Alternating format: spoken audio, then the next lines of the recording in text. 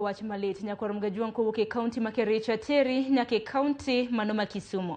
E kaunti ma Kisumu nonro pod dhi nyime bang' mach wang'o skund yawuoyi ma Kisumu Boys otieno manyoro kendo wang'o od nindo kod mwandu mamoko. Tend kaunti mano ma Kisumu koro chano yango log tich mano mar midhiero matuch apoya e chuny bomano mabiro neno ni gikedo gi midhiero ma apoya kaka muoch mar mach e kind mamoko.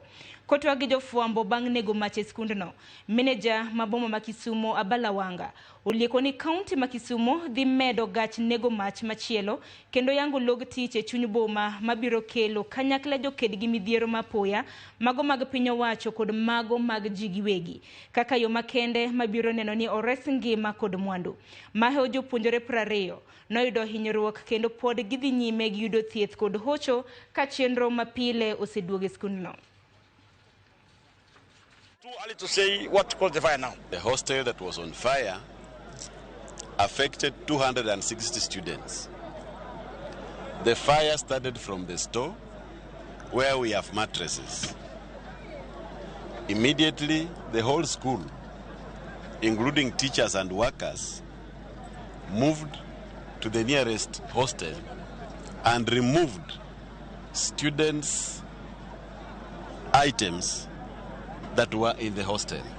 I want to thank the multi-agency team led by the county commissioner and the city manager for that quick action. The governor and the county commissioner will launch a new fire station where we are going to have a command area.